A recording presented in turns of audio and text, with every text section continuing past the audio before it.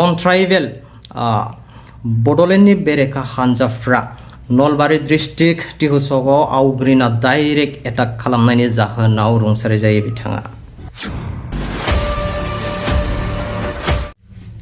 Hello everyone, गोजोन मोनाबिलिनि मानगोनां रायजोफोर, नोंथांमोनखौ आंनि गोदान मोनसे भिडिअआव बयखौबो बरायहरनाय थाबाय।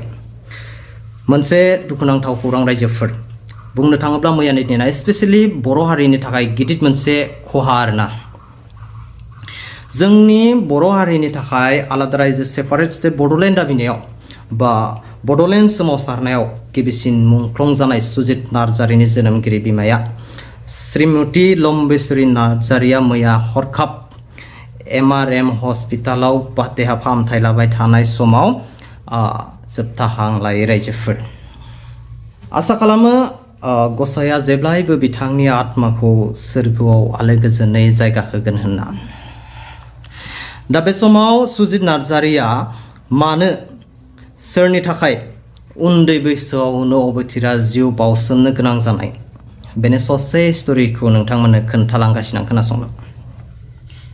मुंख्लं सुजित नार्जारिया जोनोम जादोंमोन 8 जानुवारि 1972 मायथाइयाव क'क्राझार जिल्लानि सिङाव थानाय फाथिपारि गामियाव।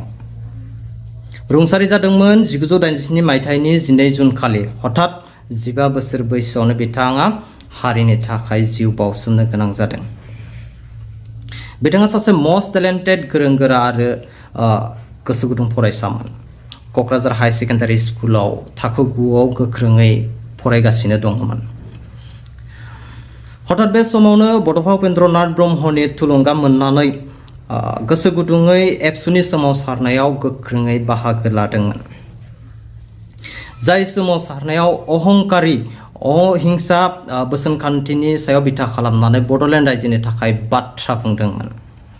जायनि थाखाय फैयै 1987 मायथाइनि 12 जुन खालि गुवाहाटीनि मोनसे ग्रीन फिल्डआव आलादा बड'लेण्ड रायजोनि थाखाय मोनसे गिदिर सुबुं थुबुरमा मोनसे मिटिंआव बाहागो लाखांनानै क'क्राझारसिम न' फारसे गिदिंना फैफिनबाय थानाय समावनो नन ट्राइबेल बड'लेण्डनि बेरेखा हानजाफ्रा नलबारि डिस्ट्रिक्ट टिहुसगाव आवग्रिना डाइरेक्ट एटाक खालामनायनि जाहोनाव रुंसारि जायो बिथाङा। जायनि थाखाय जों दिनैसिमबो बोसोरफ्रोमबो 12 जुनखौ बड'लेण्ड मुंख्लं सान महरै फालियो। बड'लेण्ड सोमावसारनायनि गिबिसिन मुंख्लं रुंसारि सुजित नार्जारिखौ मान बावनाय जायो।